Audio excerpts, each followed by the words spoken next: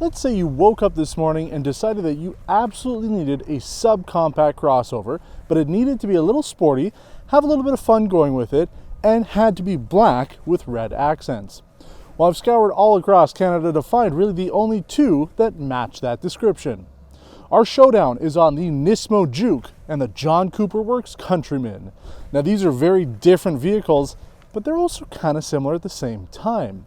So we're going to be going over what makes these unique, what makes them different, and everything about them to see which small crossover is the sporty one for you.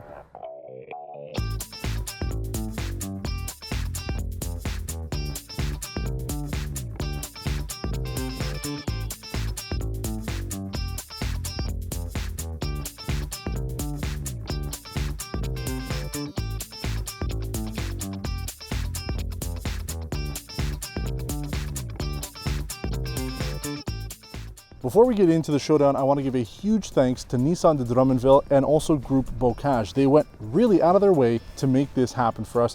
We went yesterday to ask if we could film their NISMO Juke. They agreed, and again, they pulled some strings to make it happen, so huge thanks to them. You can find out more about the dealership as well as buy this car. It is for sale at Nissan de Drummondville by going to their website. The information there is in the description below. So again, major thanks to them. Now here's why I've decided to pick these two cars. First of all, I've gone through all of our showdowns and the controversial ones tend to do the best. And it doesn't get much more controversial than taking a car that isn't even produced here in Canada and comparing it to a premium / luxury. I still don't really know where to consider Mini. But I do want to talk about it because, believe it or not, they are pretty similar. They're both these unique, weird subcompact crossovers.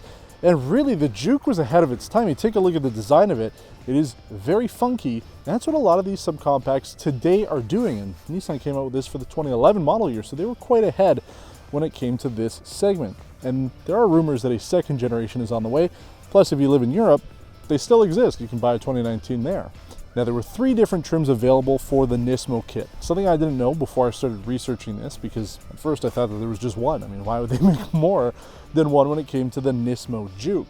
But this is the first of 3. It has all-wheel drive, has essentially the same power and everything from the regular Juke, 188 horsepower, 177 foot-pounds of torque. It is a 1.6-liter turbocharged inline-4 engine, but it weighs 1,460 kilograms, which is important because the Mini is a little bit more. Now, the interesting thing, though, with the way this one's configured, with the NISMO, is it uses a CVT. It's not super sporty.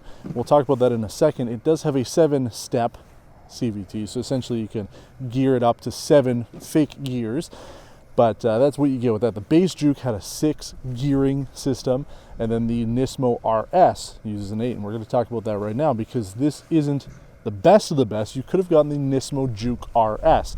Added things like Recaro racing seats on the inside, a helical limited slip differential. You also had torque vectoring with that, not on this. You also had a 211 horsepower engine with the option to go for 215 if you got the front wheel drive only 6-speed manual. So the NISMO RS is sort of the one to go for unless you've got a lot of money to be able to afford one of the 23 NISMO Rs. That was the GTR engine put into one of these. But I think that this is a fun little car because, first of all, I mean, it's got a very unique look. You either love it or you hate it. There really is no in-between. And there are a lot of people who like these cars, and there are a lot of people who just found them that were very ugly. And that's probably one of the reasons why Nissan ended up killing it off for the North American market. But the fact that they made a NISMO version, I think, is really cool. It has a couple little features on it that I think are interesting. First of all, you only get halogen headlights on here. You do have LED daytime running lights, but just regular old halogen headlights. That's a bit of a bummer. Even the 2019s, from what I can tell, have halogen projector headlights. We actually do have a 360-degree camera system. That's actually pretty nice to have on a car like this. Do you need it? No. Is it a plus over the John Cooper Works? Absolutely. So you've got that, and it does have the NISMO exterior kit. So this is more of the appearance package for it. Again, if you go up to the RS, you really do get a lot of mechanical things that make that car so much better. And I think that's why it might not necessarily be like a future classic. Something like the Nissan GTR will always be very special for a lot of people. But I think that this still is an interesting car, and that's why I wanted to show it off. So there's a lot going on for it. Not quite as quick as the John Cooper Works, but still very funky, very unique design to it. It's got the red and the black. That's important when it comes to these sport cars anyway. But we're going to talk now about the John Cooper Works, what it has going on for it. We'll jump on the inside of both of these cars to tell you about them, and then we'll take both on a road test. Last year, we actually featured the 2018 John Cooper Works Countryman All 4. So if you want to know absolutely everything about that car, you can take a look at the video. You can click it in the top right corner of your screen right now. Wait until the end of the video. There'll be a link there or in the description. I did watch that video before coming to film this, and I think it still holds up. Maybe the quality of the filming wasn't as good as I'm doing today, but my opinion on the car really hasn't changed, except for the start button. I kind of like where it is now. But I want to talk a minute about this 228 horsepower, 258 pound-feet of torque out of its 2-liter turbocharged engine.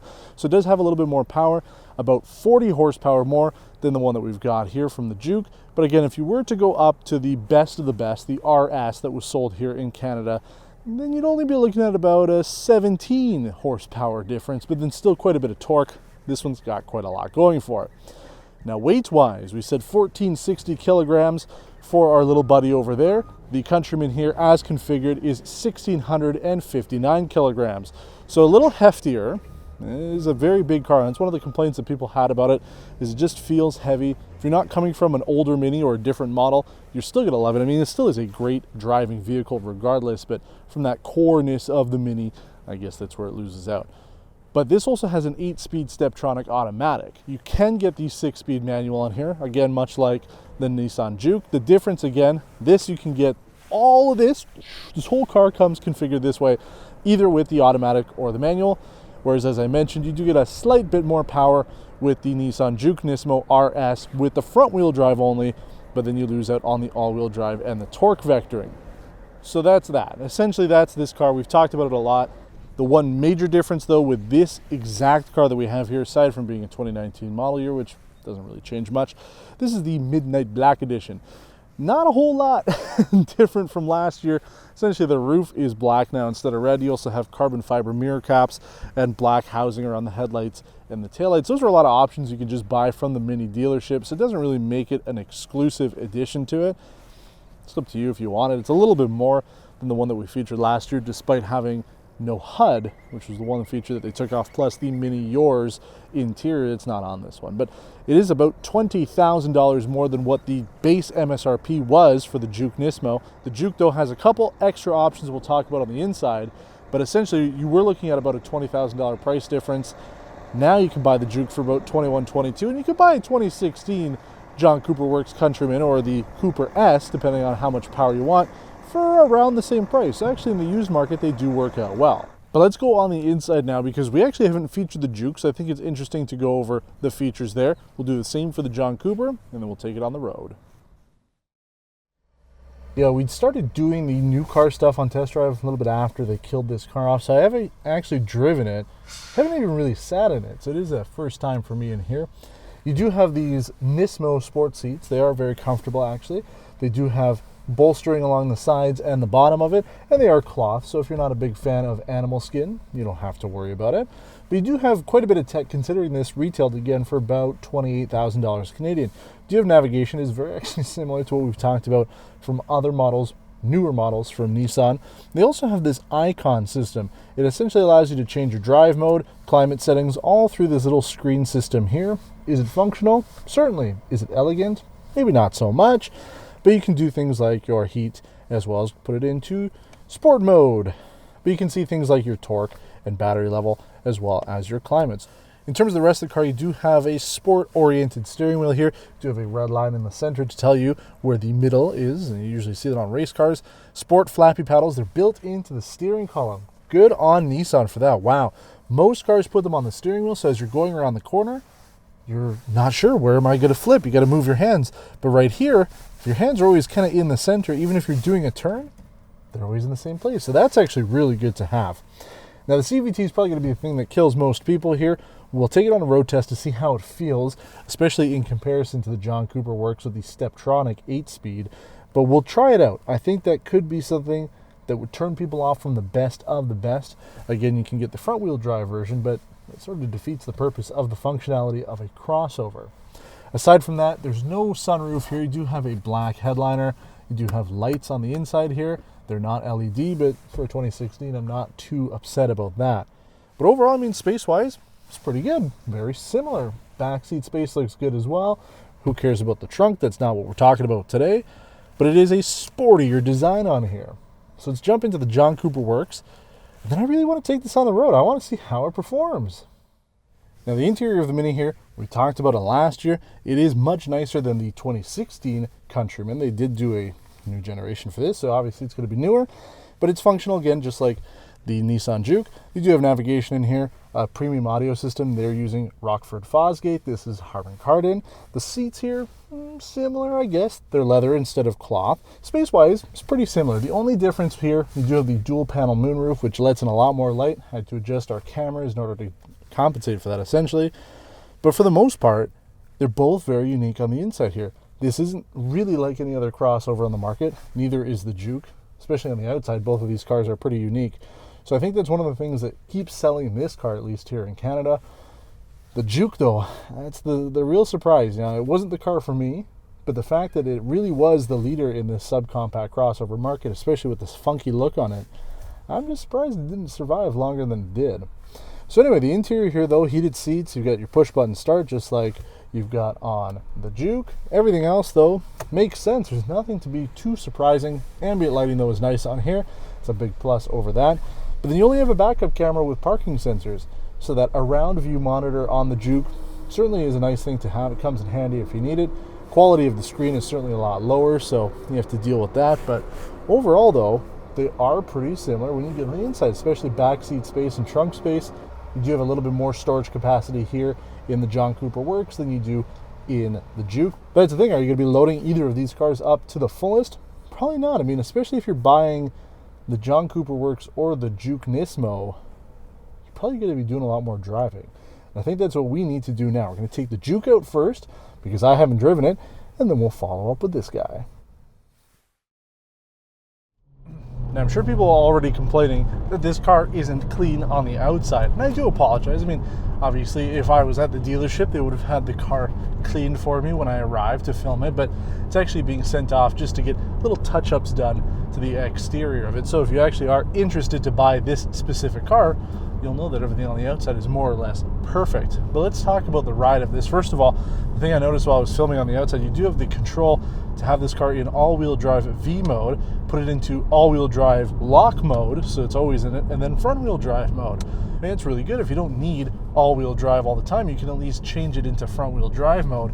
You still have the CVT, though, so that's why I think it's kind of cool that they offer 3 different versions of this car, at least here in Canada. You got the front-wheel drive one with essentially the most power. You've got the all-wheel drive RS that has a little bit less power, but all the other fun bits on it. And then you've got this one. So this one doesn't have all the same stuff. I mean, it's essentially the same engine that you get on the Juke. It doesn't have the tuned suspension or steering or anything like that. It doesn't have the torque vectoring all-wheel drive system. You also only have 7 gears on the CVT. So there's a few things that are changed because of it. I think if you really were going for the all-out NISMO RS version, you'd probably be pretty happy with it. I mean, so far it's smooth enough on the road. The car's got about 40,500 kilometers on it, so it's not too bad. It does have the opposite shift pattern from the John Cooper Works, so you pull towards you to shift down, and then away from you to shift up. But it's a CVT, and I think that's probably going to be the one thing that's going to let you down the most in terms of overall enjoyment out of this car, just because, I mean, CVTs on their own aren't super fun. Putting it in a car that's meant to be kind of fun, I think you lose a little bit of it. But yeah, we're driving the John Cooper Works in the same way. We've got it in manual shift mode, so we'll see here. We're not going to go from a huge launch. Oh, his potholes are bad. Oh yeah, you can tell that it's got a CVT though. I mean, there's no denying it. It's just a weird feeling. It's not really shifting it compared to the Mini. But yeah, I put it down into third, right? Oh, now it goes into second. Yeah, it doesn't sound as good as the Mini. Again, if you were to get the RS, you're gonna have a little bit more excitement coming out of the back, and the engine's gonna feel a little bit more alive. But you know, we're supposed to be up at 90 now, so you pull it in. I have to kind of look at the shift pattern though, because it's the opposite of what it should be for me. And yeah, I mean, it picks up pretty well. It actually drives pretty straight. It's comfortable. I mean, the seats are really nice. I mean, if you were worried, if you really like leather seats and you're like, well, you know, the cloth, these are super comfortable. I mean, like, especially for a big guy like me, the side bolstering here isn't too intrusive here. So for me, it's actually pretty comfortable being able to sit in it. And for the most part, I mean, it does perform pretty well. Again, you know, putting it down to the floor, shifts it into third for us. Because if you take it out, if you put it to drive, yeah, see, there's no like sport mode, right? We're in sport, and it shows us the boost, which is like maximum right now, which I guess it works, right? It does get the job done. I think for most people, I mean, most people, it's a small percentage of people to begin with, because this didn't really sell that well, and neither did the NISMO version. Most people are going to buy the 6-speed manual, and that's just because it is a CVT. I mean, with the John Cooper Works, that 8-speed, it's not as good as a dual clutch, but it's certainly way better than this. So the options there are different. I think people are going to be looking at that more so than this, and personal preference, obviously, if you want to have it, especially the RS model, the only one that you can get with the manual. It does have much better components in there, so something like a better flywheel, heavy-duty clutch, things like that are big pluses if you're really looking to be using this as a performance vehicle. Now, the quality of this around view monitor here as we do a 3-point turn, I guess it's more than a 3-point turn at this point, ain't too great. It's kind of similar to what we saw actually on the 2018 Rogue that we featured a little while ago. I mean, it gets the job done. It's a plus over the Minis, although the Minis back-end camera is certainly a lot better. But I mean, this is a small car. Visibility out of it is actually pretty good. The back mirror is not too bad at all. You can see out of it. It does have a bit of a sloped back end to it, so it's functional for sure. But we really should do the performance stuff. We're at a standstill here. It's in manual shift mode. If I floor it, there's not a whole lot of excitement going on. Get up to about 6,000 almost, just before that. It doesn't have the same sound or the same oomph as the Mini does, but if you really want a crossover and you really want it to be kind of sporty, there aren't a lot of options, and this will turn heads, right? Maybe not for the right reasons, but I thought that it was really silly when Nissan came out with the NISMO version of this. And you know what? Have fun with it, man.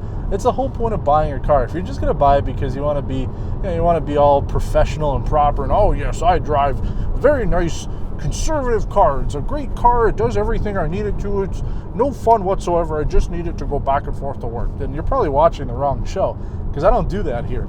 If you want to have something that's a little different, okay, a lot different, then this is the one to go for, because it's just so ugly, but it's also kind of fun.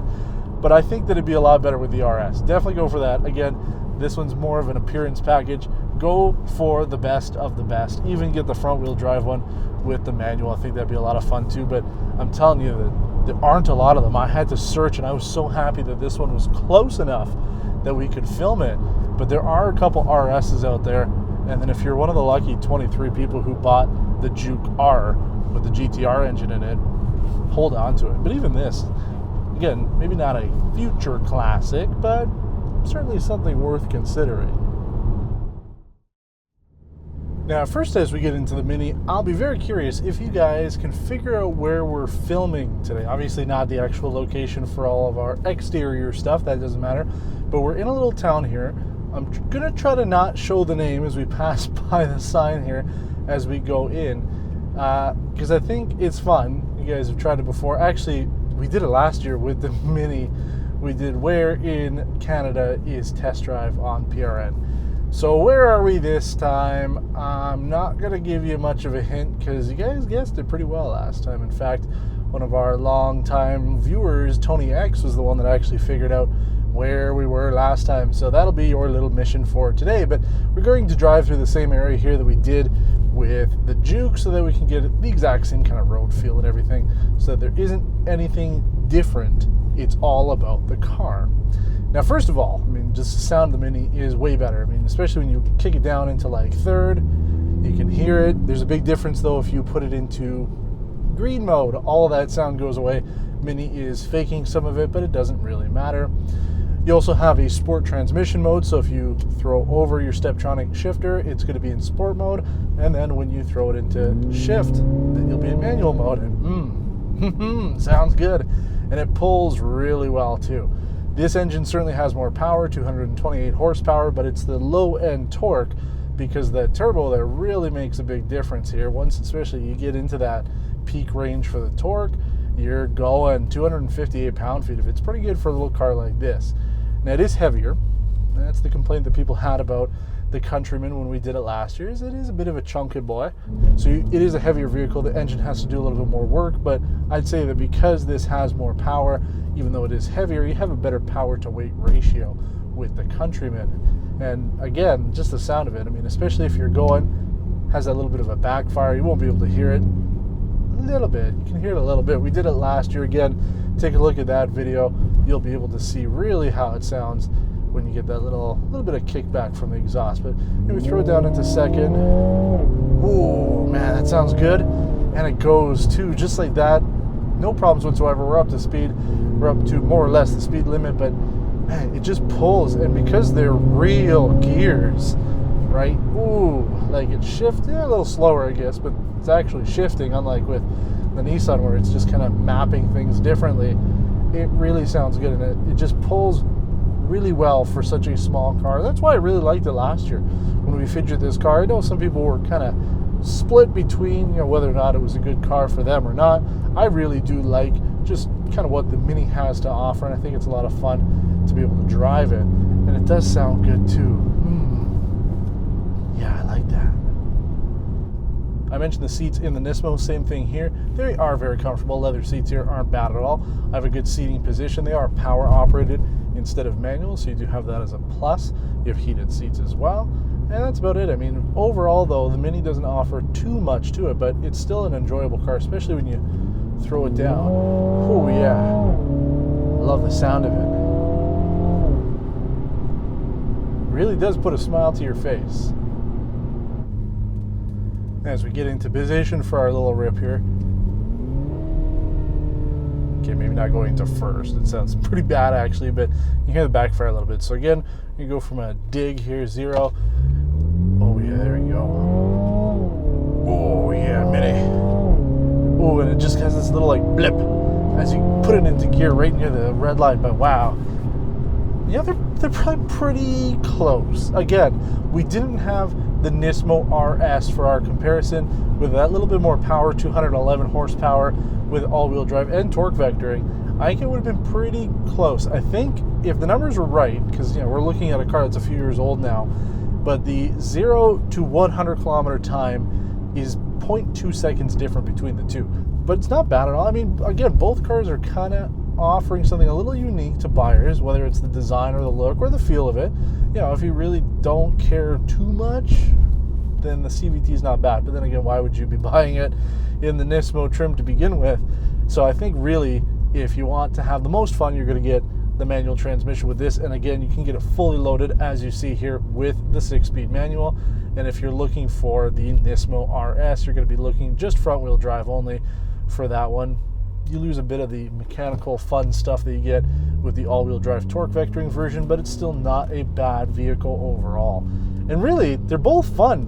People are checking out this one. People were checking out the Juke as we were driving by in this unnamed town here. So I think that it's a lot of fun if you're just trying to find something a little unique. It doesn't need to be just cookie cutter. We said that on the Juke drive around, you know. If you're very serious and you want a conservative car, neither one of these are going to appeal to you. But if you do want something a little fun, a little different, you've got two options, at least here in Canada, even though one of them is not new. I hope you enjoyed watching this as much as I did making it happen. And again, big thanks to Group Bocage and Nissan de Drummondville for allowing us to film their Nismo Juke. Without them, we'd really have no episode. I'd just be doing a snapshot on the John Cooper Works, because these two are essentially all I can think of in the segment that exists as these sporty-ish subcompact crossovers. I'm sure there's things in Europe, and I'm sure you can compare them to something else that has all-wheel drive, but I think that this is a fun little showdown, especially having them both in essentially the same color scheme. But which one would you take? I mean, pricing, obviously there's about a $20,000 difference, $28,999 $8,000 difference if you're buying this specific one compared to this specific one today. But if you look back at a 2016 Countryman, you're not getting quite as much as you do with the 2019 model. Plus, there's still some compelling stuff to go on with the NISMO Juke. So my suggestion, if you really are looking for something really exciting, really unique, and you want a Nissan product, get the Juke RS, whether it's front-wheel drive with the manual or all-wheel drive with torque vectoring and the CVT. I think you're going to have a very unique ride and something to have fun with over the course of ownership. Same thing with the Mini Countryman. We do see a lot more of them out here now, but they are a unique vehicle in the John Cooper work livery. So if you have any questions about either one of these cars, please let me know in the comments below, and don't forget to subscribe to the channel if you haven't done so already. We're hoping to do some more things like this. We've got a lot planned for the summer season here on Test Drive.